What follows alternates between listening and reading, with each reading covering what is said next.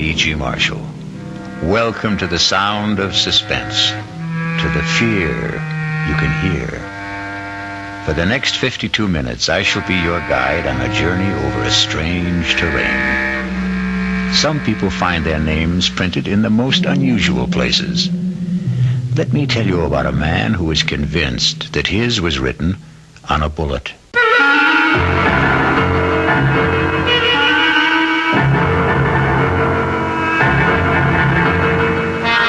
Our mystery drama, The Bullet, was written especially for the CBS Radio Mystery Theater by Sam Dan and stars Larry Haynes. I shall be back shortly with Act One.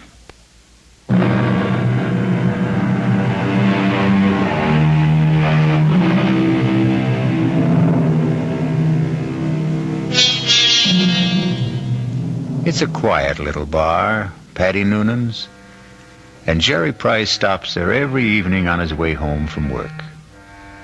He's not looking for anything special in the way of atmosphere, adventure, companionship, and he has no intention of getting drunk. Just a couple of beers, perhaps, to bridge a busy day, to ease the fatigue, the strain on his nerves. In the comfortable half-light of Paddy Noonan's, the world outside becomes vague, distant, especially when Old Man O'Rourke is holding forth. And he lay there, his head against the barricade, and the blood from him falling soft upon the pavement. I looked in his face, and I could see his death was upon him. "'Tis a bitter thing," I said, "to die at 17. And for a moment his darkening eyes held mine. And with his last strength he said, "'Tis a sweet thing to die for Ireland." Sweet indeed, Mr. O'Rourke. Any calls for one on the house? I thank you, Paddy Noonan. I see Jerry Price. Excuse me. Good evening, Jerry. Hi. I didn't notice you come in. Well, when Old Man O'Rourke's in form, you don't see anybody, Paddy. The old man there, he carries his war. I know I carry mine. You ever think of yours, Jerry? No, never. Never? Nope. The day I came home from Vietnam, I put away the uniform. I also put away everything that went with it. The army, the war, like a snake sheds his skin. Now, the past is gone, Paddy. It's dead, so you forget it. You go on to other things. Hey, what's everybody drinking? This round's on me. Set 'em up, Paddy. Mr. Edward Clark himself. And what's the occasion? Hey, I got a little announcement. Guess what the old lady tells me this morning? Number 10 is on its way. Oh, that event. The round must be on the house, Mr. Clark. Just a quick one, Paddy. Hey, I got the truck outside. What are you hoping for this time, Ed? Boy or girl? Let's see. What do I got now? 4 boys and 5... No, I got 5 boys and 4... who can keep them straight? All I know is I'm always tripping over somebody. Yeah. 10 kids in 12 years. Well, you can't tell me it isn't exciting to hear there's going to be a new baby. Oh, yeah. I know it's going to be a kid that'll wet its pants and keep me up half the night. It's another mouth I got to feed. Yeah, well, guys, I got to ride. I'll see you tomorrow. You know, Paddy, it's funny. People who don't want kids, can't stand kids, can't afford them, can't raise them, they can't help getting kids.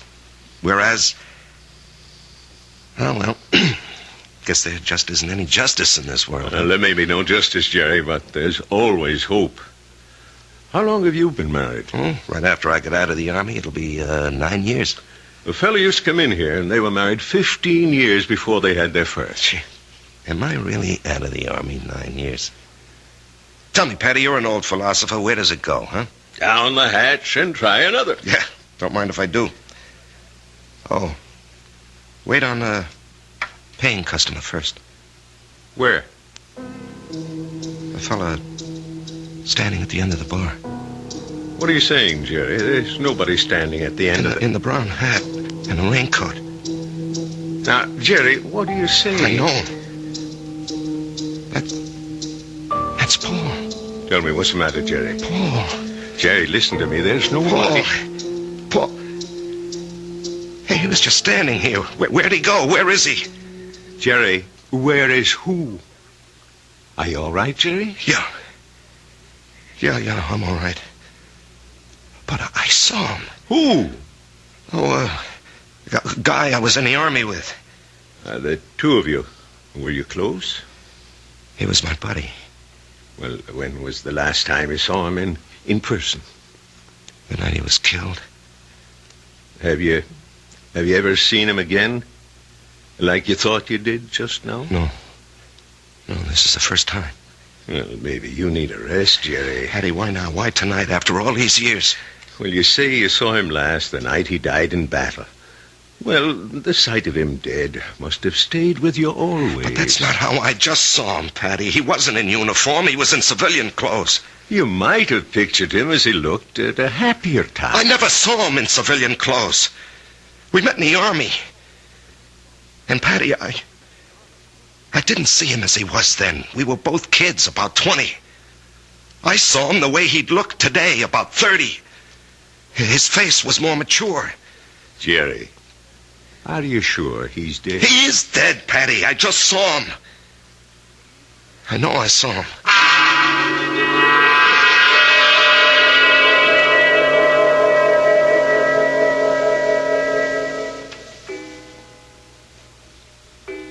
Jerry, it's after midnight. Oh, I'm not finished, honey. I have to clean up these reports, Marge. Honey, a new rule has just been passed in this house. All paperwork shall be done in the daytime. Marge, I have to call on customers. Be reasonable, huh? Am I the kind of wife who makes idle criticism? No, indeed. Constructive suggestions, that's my motto. Northeast Distributors can solve all your paperwork problems by hiring a girl. Honey, I'm lucky to have the job. No, Jerry. You're not lucky. They're lucky. Well, everybody knows you're a terrific salesman. Well, you could get another job tomorrow. More money, less headaches. Honey, I couldn't walk out on Joe Keller. Why not? Well, I'll never forget what that man did for me. I came home from the army, a kid with no experience. I needed a job. He took a chance with me. Now he needs me. Oh. Well, I'm just worried about you, Jerry. You look so tired all the time. No, I'm in great shape. Will you go see Doc Steiner? I did, today. Oh, well, it's about time. You needed a checkup. Well, I didn't just go for the checkup, honey. I went for the other thing. Jerry. Well, he said some people, men, well, they're okay in every way, but it just doesn't work out for them. Jerry, it's all right. No, honey. It's all my fault. Oh, honey. It's just unlikely there can ever be any kids. He said unlikely. What he meant was impossible. We've got each other. Yeah. If only you didn't want a child so badly.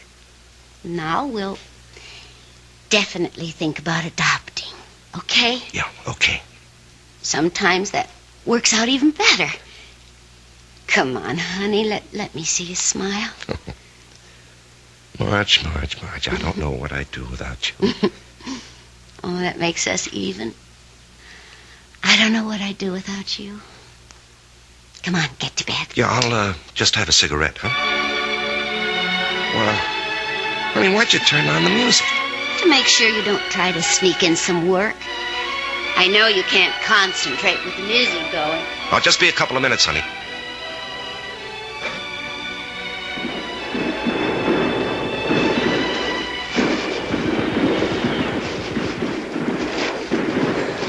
Halt! Let's hear that password. Paul, is that you? Jerry. Hey, climb down the hole, make yourself at home. Man, I'm so beat I can't even remember the password. That's all right. I don't even know what it is. Yeah, got a cigarette? What'd they want back at the CP, Jerry? A patrol. You going? Yep. But you went out yesterday. Well, maybe I better write to my congressman, huh? I don't have any more cigarettes. Here, finish this one. Paul, I don't know if I can go out again. We're being relieved tomorrow. We were promised a rest. I just don't know if I can go out again. But you ain't going out, Jerry. Didn't you hear? I'm going. Oh, no. I'll say you and I made a trade. No, Paul, I can't let some other guy But do... I'm not some other guy. I'm your buddy. What's the matter, Jerry? You never did it for me?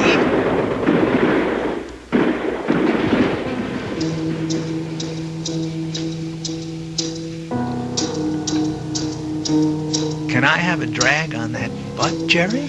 Paul, you're alive. I'm alive, Jerry. I'm here with you. In your living room. No, you can't be here. I went out afterward. I found your body. I carried it back. Maybe it wasn't you. It was me. But you were dead. You were killed. Yes, Jerry.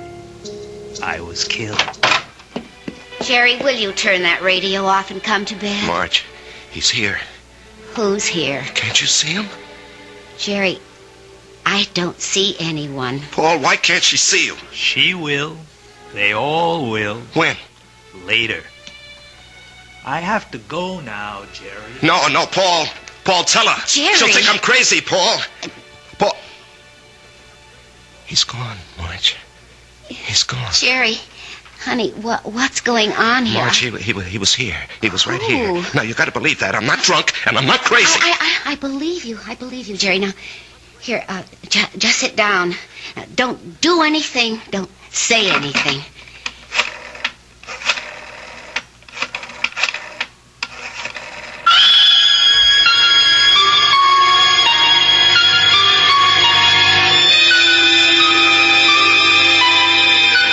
And we know who she's calling. But can a doctor help what ails Jerry? In a moment, we'll return to Jerry and Marge and Paul when we listen to Act 2.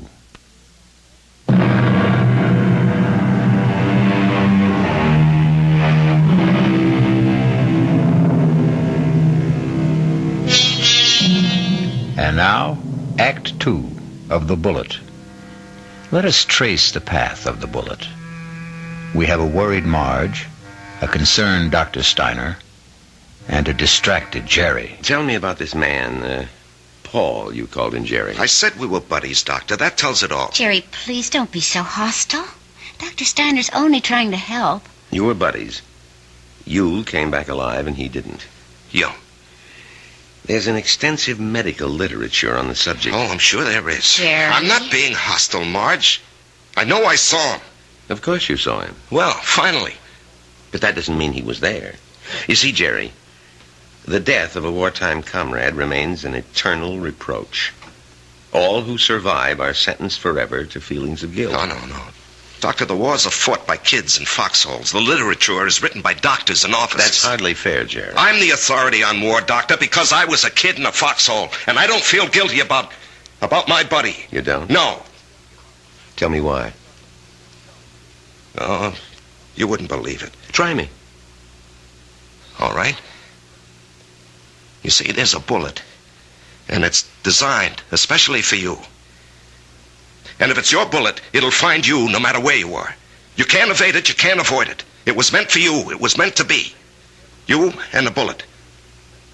Both of you were dust, originally. You were dust because the Bible says so. And the bullet was also just dust in the ground. Well, that bullet was mined and refined and cast into metal. It was shaped into a slug and joined with a shell. It was one of billions of bullets, but it was yours, all yours. And at the right time, there'd be a tremendous explosion of gases in a narrow chamber, and the bullet would be torn loose from the shell case and spun around the grooves of a gun barrel and hurled through space. This is the bullet you don't hear. You don't hear it, Doctor. You don't hear it whine past your ear or ping off a rock or thwack against a tree. That's because it's your very own bullet. It's coming to meet you, or you're going to meet it. It's been arranged. You see, it's an appointment that can never be broken. The dust that had become the bullet would encounter the dust that had become you. And after a while, both of you would become dust once again and return to the ground. Your original home. Jerry, I know you're overworked, you're overwrought, you're overtired. I keep telling him to slow down. Okay, I know I'm under a strain. I know I'm working too hard, but what can I do? Jerry, try to understand. Right now you're having what is popularly known as a nervous breakdown. This alleged visitor from another world, I say he's an illusion. Oh. I say you have subconscious feelings about him which you're not aware of. And I say they burst through because of heavy pressure on your nervous system. Yeah, I knew you'd say that. Prove me wrong. How? Go away. Get out from under. Rest a while. Relax.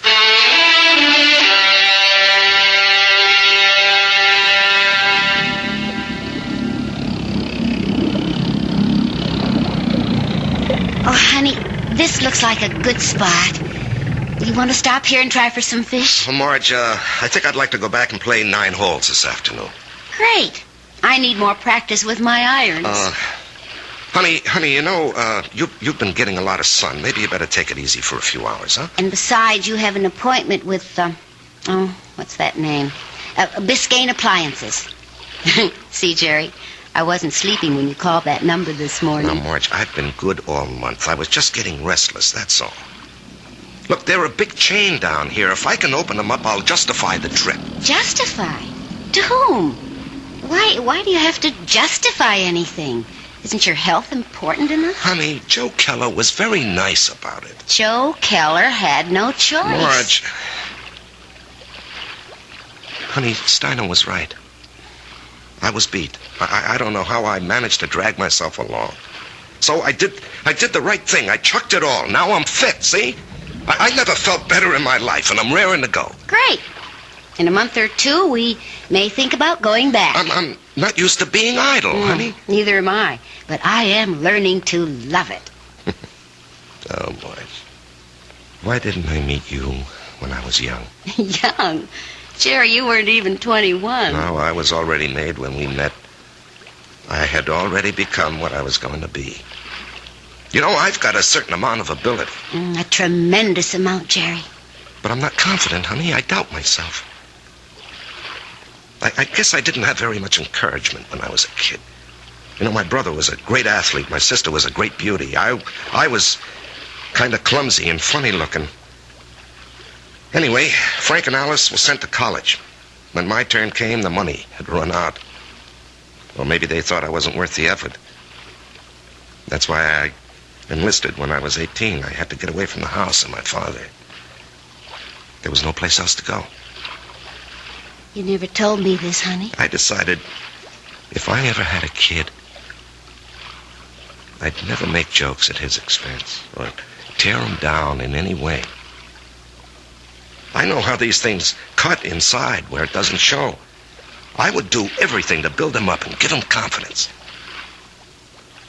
I will never have any real confidence, Marge. Oh, yes, you will. No, baby. You won't get it from a pep talk. I think we can go back home now, Marge. All right, on one condition. You'll just have to slow down. Mm-hmm. I promise. And, honey, there's only one way you can really slow down. And that's to get a partnership from Joe Keller. Now, Marge. Don't you deserve it? Of course I do. Well, we're going to adopt a child. Which means I'll quit my job, and you're not going to spend time on the road. That kid'll need both of us, won't he? Yeah. Yes, honey, he will. Then we need that partnership, don't we?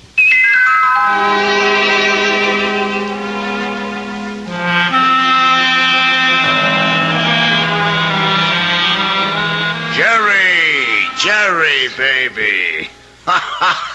You look like $1 million. Less 2% for cash, of course. Yeah, Joe. Hold it. Ramona, no calls. I'm in a meeting. I can't be disturbed. Well, anyhow, Joe, hello. I want you to take it easy for a while, you hear? Yeah, I'm ready for action, Joe. Oh, you think you're ready. Now, listen.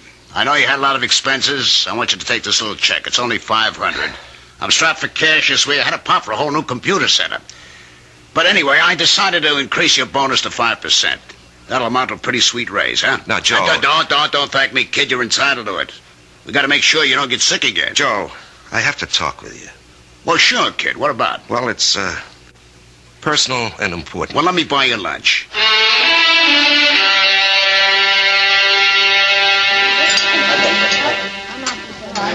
Well, Jerry, what are we going to talk about? I'm fresh out of polite conversation. Joe, I want a partnership. No, you don't, Jerry. But, Joe... No, don't interrupt. You don't want one. You'd like one. Two different things. Now, don't nitpick, Joe. You'd like a partnership, which means it would be swell. Great if you had it. But want is something else. It means lack. It means need.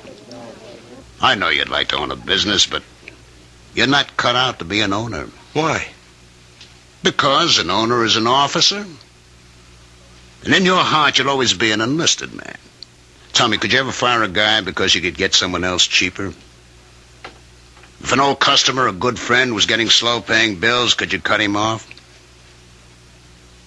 Thousands of guys like you go bankrupt every year. You're nice, sweet, big-hearted, but you don't have the guts business needs. Well, I'd like to remind you of the volume I sell. I know it to the penny, Jerry, and you're well paid for it. Well, I'm worth more now. You are. You got a sweet raise this morning. Joe, don't think I'm not grateful. You gave me my first break, but I think I can do better elsewhere. Where? Anywhere. Consolidated, Freeman and Singer. Should I go down the list? Oh, they'd love to have you, Jerry. What'll they pay? They handle the nationally advertised brands. What'll you be, their glorified order taker? They don't need your full selling ability, so they don't have to pay you full price for it. Sure, with me, you push out all the schlock. It's rough, but you get top dollar. There's 20 outfits like mine. They grab you tomorrow, but where's the improvement? They won't pay you more. At least here, you got 9 years equity in a pension plan. You and me are used to each other. Besides, I really like you. Yeah. Sometimes I feel like a father to you, Jerry. It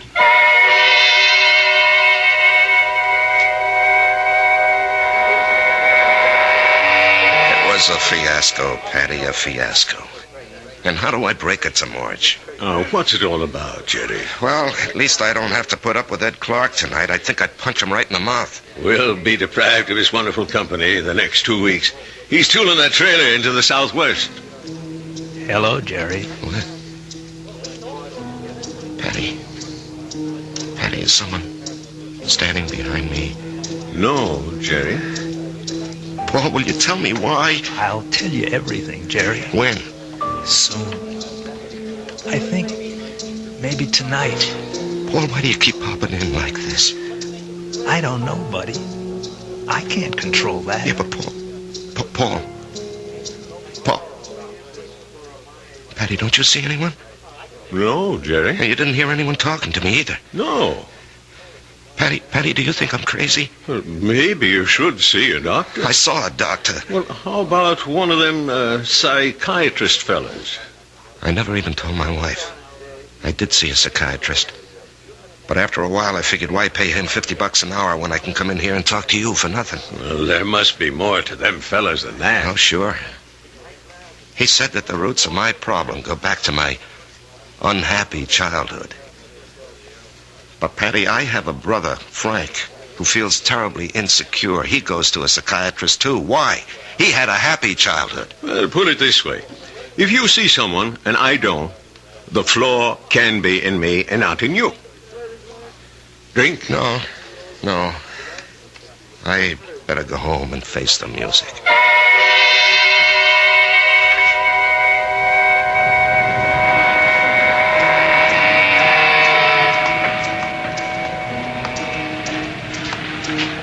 Jerry? What? Paul? Let's go someplace and talk. Where? Let's go to the parking lot. Sit in your car. It's cold. That won't bother you, will it? Not yet. Turn the heater on for yourself. When will everyone else be able to see you, Paul? In 2 weeks. Oh, that's great. No, it ain't. Why not? Because you'll be dead.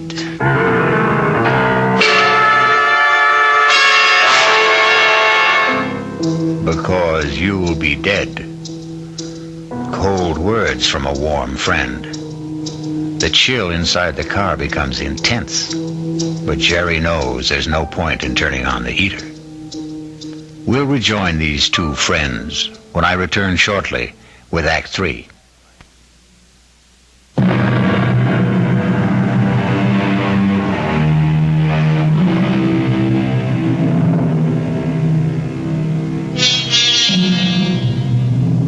And now we return to the final act of The Bullet and a reunion of two war buddies.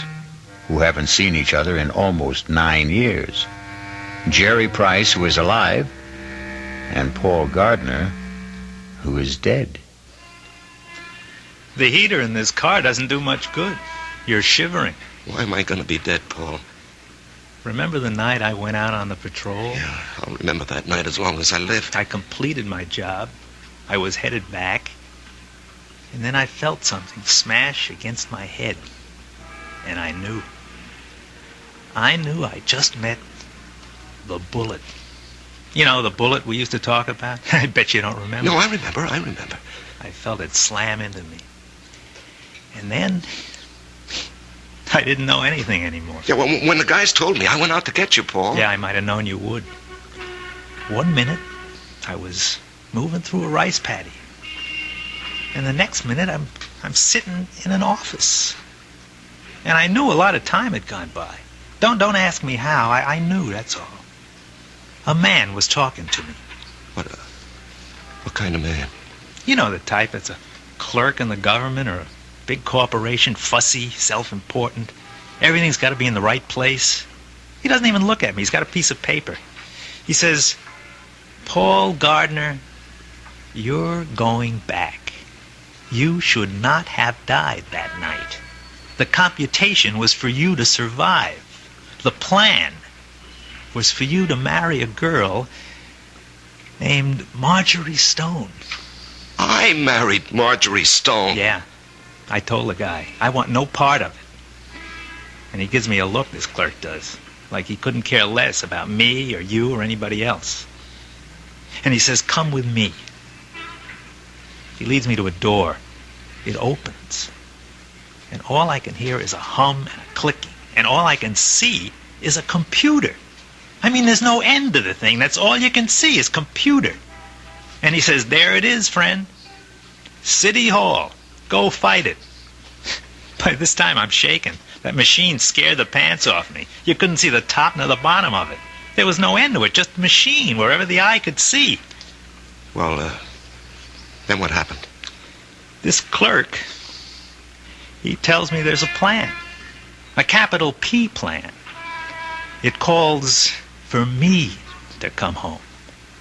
Not you. Yeah, well, maybe that's fair, Paul. You were always the better man. No. You got more on the ball. You never got a break, that's all. I had the chance to go to school, become somebody. I could have gone into the old man's business, become the biggest hardware dealer in Atlanta. You and me. We both run away to join the army. You because you had nothing. Me because I had everything. But why are you coming back? Because Marge and I are supposed to have a boy. A certain kind of a boy. He'll grow up, I don't know, discover something, create something, or be somebody the world needs real bad. They wouldn't tell me what. Anyhow, 40, 50 years from now, he has to be here. And of all the millions of men and women, he could only be born to me and Marge.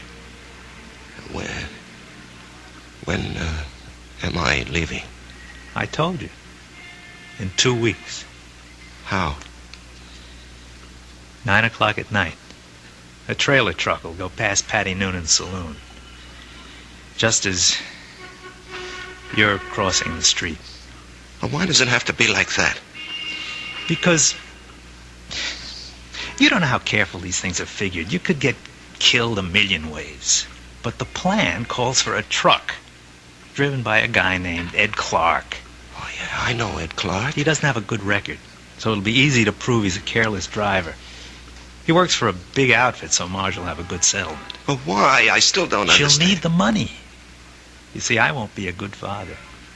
Not as good as you, for sure. Oh, I'll love the kid. I'll love Marge, but I won't be there a lot. You know me. I have to keep moving. But if you know how important it is for the kid... I won't know. Once I'm alive, I won't remember any of this. And you say it's all figured out, maybe not. The human element. How can the machine predict Marge would go for you, huh? With all due respect, Jerry, did I ever have any trouble landing any dame I had my sights on? With all due respect, I can't see Marge falling for your line of chatter. She will, Jerry. I'll be there when she's having a bad time. She'll be all alone. She'll need somebody. Things will take their natural course. Sure, she'll see through my line, but after a while she'll get to like it. I'm different. You're quiet, I raise hell. You let things eat at your insides, not me. I pop off. Maybe my way's no better in the long run. And she's married to you, and she loves you. But deep in her heart, she loves my way better. She'll fall in love with me. Jerry, you have to believe I don't want to do this, but it was your bullet, not mine.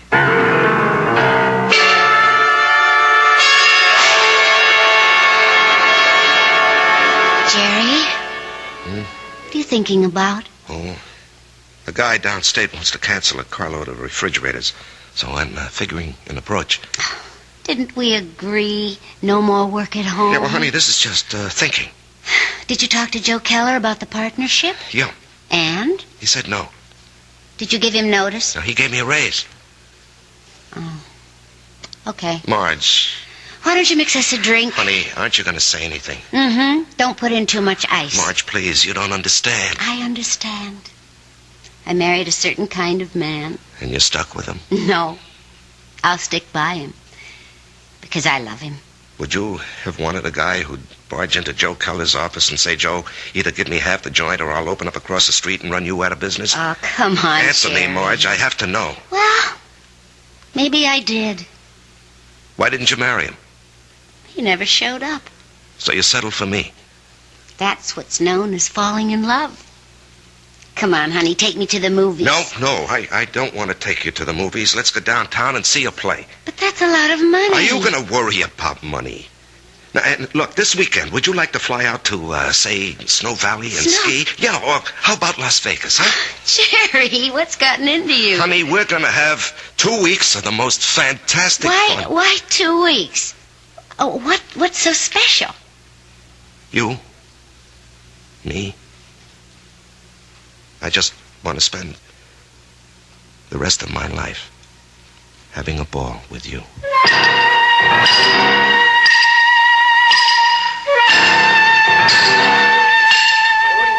Well, hello, stranger. Hi, Pat. Haven't seen you. Why, it must be weeks. Where have you been? Oh, giving Marge a good time? Well, I must say it's done wonders for you. You look so calm. Do I? Do you ever see the little guy who wasn't there? No. Well, that's good. Let's drink to it. Jerry, if I'm not being forward, what did he want from you? You wouldn't believe it, Patty. Do you believe it? Well, I just dropped in to say hello, Patty, and goodbye. Jerry. Yeah?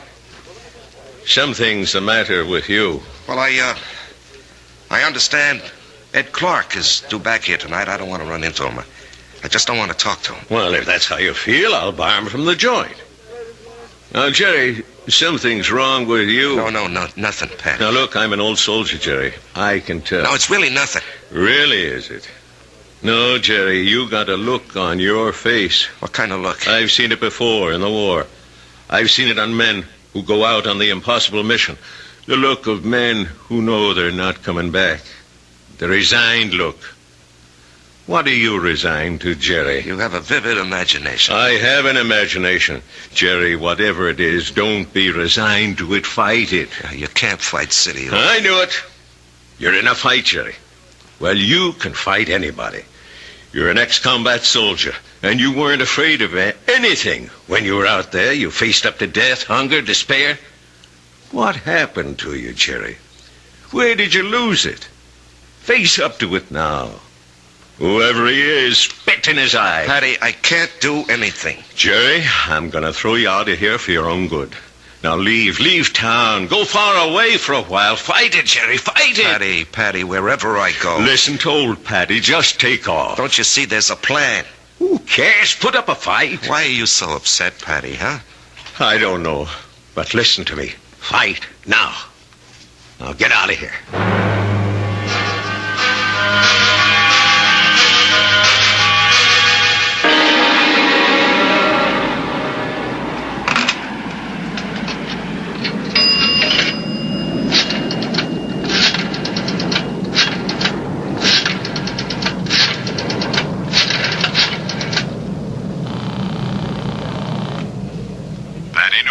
Patty, it's Jerry.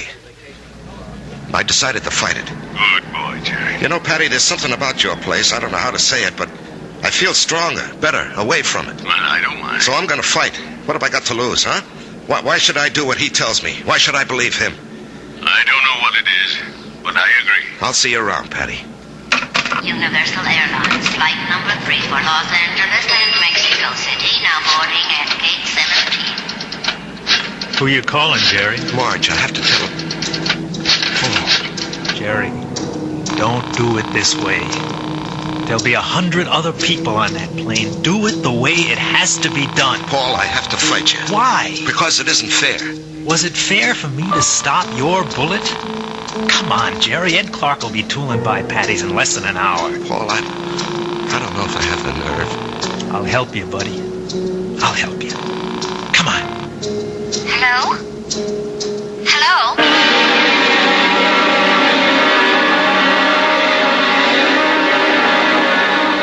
What is it, Mr. Noonan? I called you, and I hope it wasn't out of turn, Mrs. Price.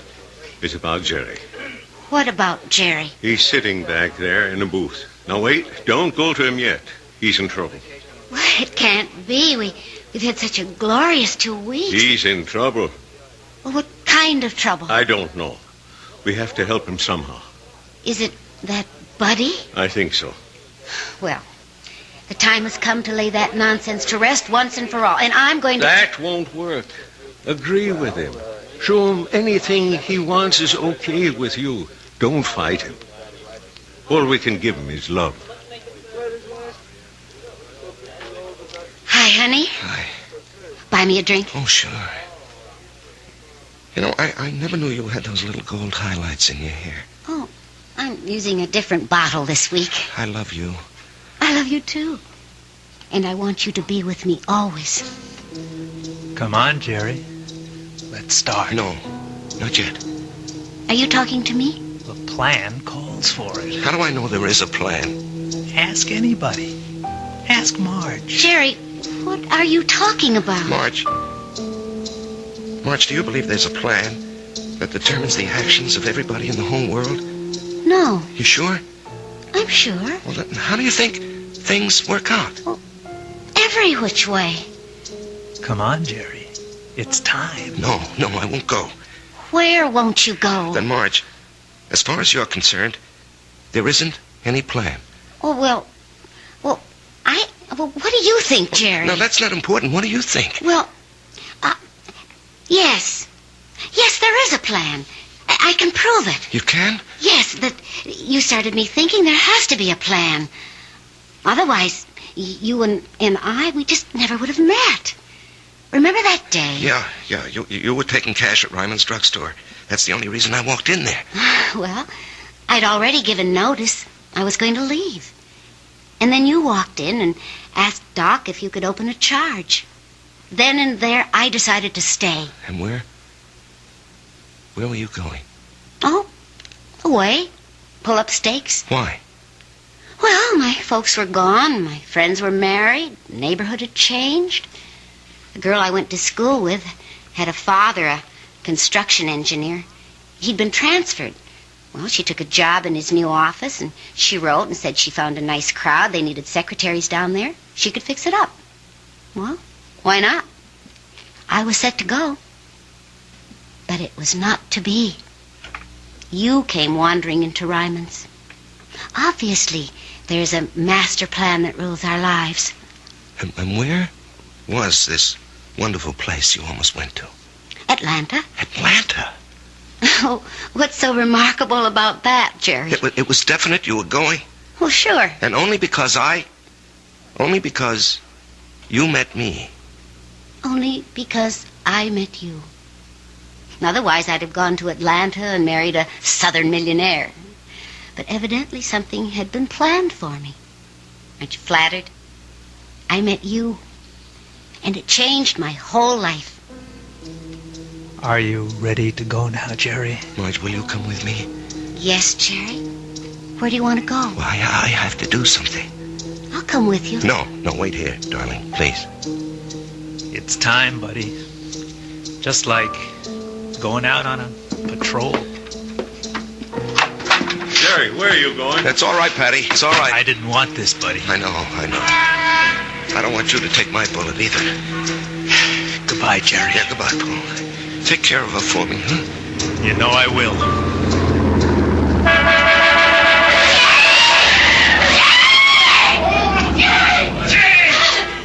Hey, call the police! Get an ambulance! Oh, dear. Barry. He's dead. Here, miss. Here, you're cold. Let me throw this coat over you. She's gonna faint. It's all right. I've got her. We'll bring her into that bar where it's warm. Give her a little stimulant. It's all right. Everything will be all right. Everything will be... It'll be all right.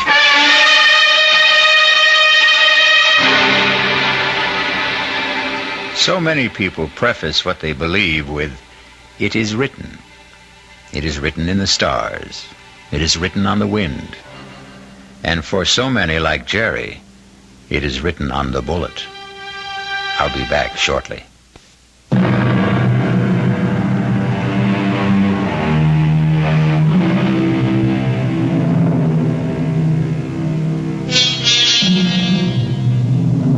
I remember an old soldier once told me he wasn't worried about the bullet that had his name on it. What really bothered him was the bullet marked, "To whom it may concern." Our concern is mystery, excitement, suspense, thrills and chills. Our cast included Larry Haynes, E.V. Juster, Martin Newman, Ralph Bell, Leon Janney, and Danny Acco.